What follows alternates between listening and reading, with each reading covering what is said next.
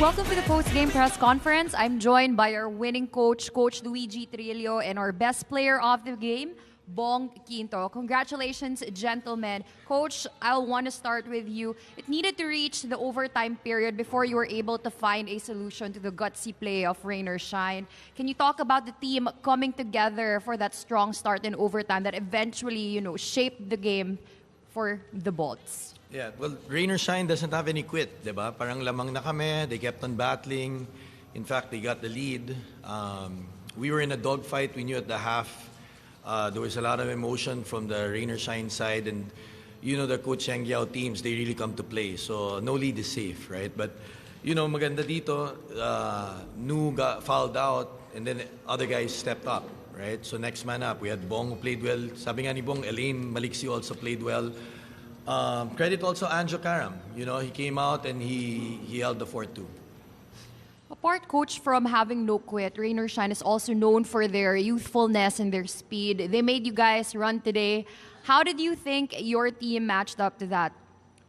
Yeah, it's tough for us because we've had 4 days of practice before our first game, and then the Blackwater game, maganda yung first quarter, fourth quarter namin, but there are quarters where you feel like we're not playing solid, right? Like we do one good solid, one bad, one good, one bad. This time they were in their flow. We got some multiple good plays on offense, multiple good plays on defense. And, credit here to this guy. Bong was another point of attack for us. We went to the post. Nung nawala si Nu was handling the ball in the pick and roll.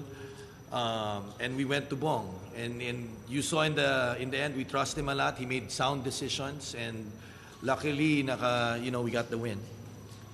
Thank you, Coach Luigi. Now, Bong, I want to talk to you particularly about your matchup versus Adrian Nocom. Alam natin, rookie pa lang siya, pero maganda ang pinapakita niya. He even achieved his career high today. Pwede mong ikwento sa amin kung gaano ka-challenging yung matchup na yun? Una-una, pasalamat muna ako kay Lord sa panalo namin.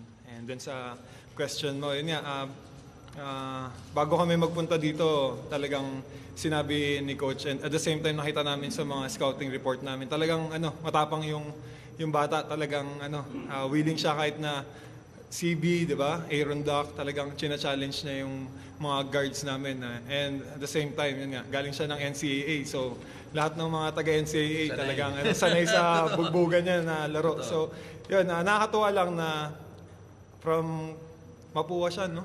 Basta sa NCAA, nandito siya sa PBA, yun nga. Yung nakikita ko sa kanya, ginagrab niya yung opportunity na binibigay ni Coach Yang sa kanya. So, kami naman, ready kami sa kanya. Yun lang, talaga maganda din yung laro niya. Bong, looking at the pattern of your games, first game and second game, makakakuha kayo ng lamang, pero hindi ito ma-maintain because, the teams are showing no quit. What do you think are some of the adjustments that you've had making forward? And ano yung reason sa tingin nyo kung bakit sila nakakahabol din? Sa tingin ko talaga, yung team namin, hindi pa kami ganun ka talagang prepared talaga. Kasi parang 5 days. 5 days pa lang kami nag-scrimmage before nung opening eh. So, 'di ba may mga changes sa schedule. So, 'yun. Pero syempre trabaho namin 'to eh. Kailangan maging ready kami kahit na maraming mga excuses, pero kailangan pagdating namin sa game maka-focus kami. 'Yun naman ang laging sinasabi sa amin ni Coach Luigi, nila Coach Nenad, coaching staff. At the same time, yung coach namin sa conditioning namin, talagang piniprepare niya kami sa battle. So, nasa sa amin na lang kung pagdating namin sa game, kung maglalaro talaga kami para sa team, para sa teammate namin, at the same time sa coaches, sa fans, syempre.